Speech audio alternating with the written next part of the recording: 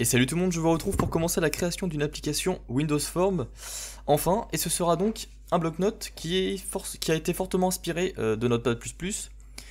Donc, avant je faisais des applications console, vous avez pu voir ça dans mes cours, ma série de cours sur le langage C#. Désormais on va s'attaquer à une vraie application, un vrai programme, donc de type bloc-notes, avec du coup la possibilité d'ouvrir plusieurs fichiers avec un contrôle qui se nomme Tab Control. On aura un menu strip avec, vous voyez les différents onglets fichier, édition, format, affichage. On aura la possibilité d'enregistrer un fichier, de l'enregistrer sous, d'en ouvrir de nouveaux, d'en ouvrir des fichiers existants et d'en créer des nouveaux. Alors je vais vous montrer un petit peu. Grâce au contrôle Rich Text Box, on a la possibilité d'écrire du multiligne. On va utiliser aussi un contrôle qui s'appelle Context Menu Strip qui permettra, vous voyez, d'utiliser le clic droit pour faire plusieurs événements, comme couper du texte, puis le coller, sélectionner tout, et effacer. On a évidemment le CTRL Z, CTRL Y pour voilà, annuler. Dans l'onglet format, on a la police, un choix de police du coup pour notre texte. On peut du coup cliquer sur fichier nouveau, ou alors utiliser le raccourci CTRL+N afin d'ouvrir un nouvel onglet de fichier texte. En appuyant sur le raccourci CTRL+S ou alors en cliquant sur enregistrer, on a la possibilité donc d'enregistrer un fichier si celui-ci existe déjà. Ou alors CTRL+HS, comme il n'existe pas, on va du coup l'enregistrer ici, test.txt. On peut cliquer ici, ça nous créera automatiquement un fichier test avec le format texte. Voilà. D'ailleurs, il n'a rien donc. Hop, on sauvegarde. Vous voyez que si jamais je modifie, il y a une petite étoile pour m'indiquer qu'attention, le fichier a été modifié mais il n'a pas été sauvegardé. On peut du coup fermer les onglets. On peut fermer tout sauf un onglet en particulier. On va donc pouvoir créer un deuxième onglet, quitter le programme, le relancer, et vous voyez, on a les deux onglets qui ont apparu. Je peux lancer un fichier en cliquant tout simplement dessus. Ce sera donc mon troisième onglet. Si jamais je vais sur le sans titre 1, vous voyez en fait, on va garder l'index de mon tab page.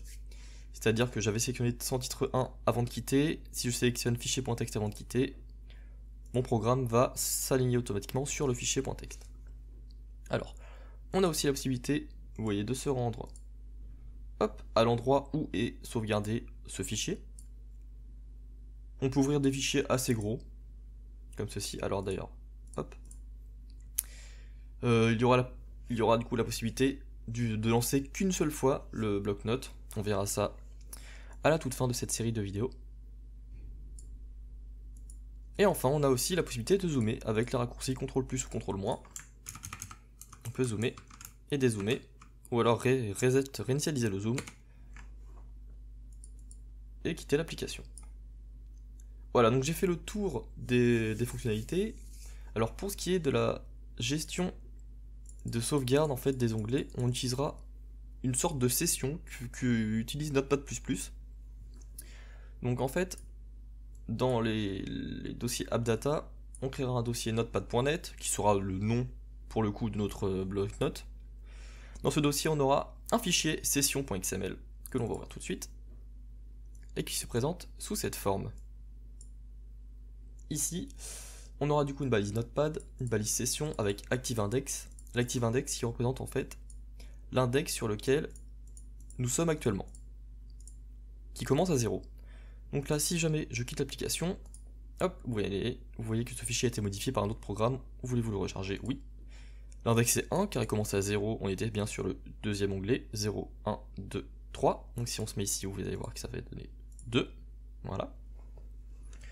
Donc, pour chaque fichier d'ouvert, on aura une balise file avec le nom du fichier. Et si jamais ce fichier n'est pas encore sauvegardé, il y aura un backup file path, qui est en fait le fichier. Hop, alors par exemple si je ferme tout, donc vous voyez que ce fichier en fait il n'est pas sauvegardé, mais si je le modifie, que je vais ici, on a mon centre 1 qui est juste ici.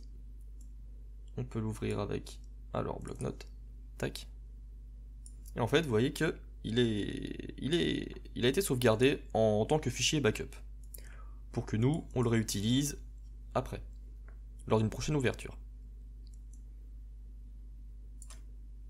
Voilà.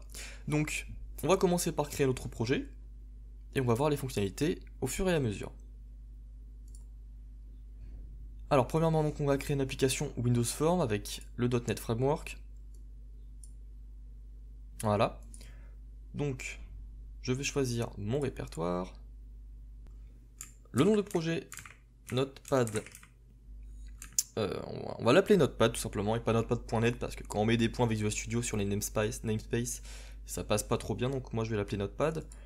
La version du framework pour ma part ce sera .NET Framework 4.7.2. Je vais rester ici. Sur celui-ci, on crée du coup notre projet. Voilà. Alors une fois celui-ci créé, alors moi je vais enlever les onglets qui me servent à rien, comme la source de données, on n'aura pas de base de données, et l'explorateur de serveur. D'accord. Donc ici on a un formulaire basique. Vous avez peut-être vu ma vidéo sur lequel j'explique toutes les propriétés du formulaire. Elle apparaît d'ailleurs à l'écran. Si vous voulez aller le regarder, donc j'explique toutes les propriétés des formulaires, à quoi ils servent, comment les utiliser. Nous, on va avoir une méthode de programmation un peu différente que ce que l'on peut faire. En fait, il y a deux façons de faire. Et je vais en présenter une dans ce programme afin de bien séparer les différents contrôles du formulaire. Et du coup, obtenir une meilleure lisibilité de code, pardon, et une meilleure maintenance pour les mises à jour. Alors, on va donc se retrouver dans le prochain épisode pour commencer la création du menu strip.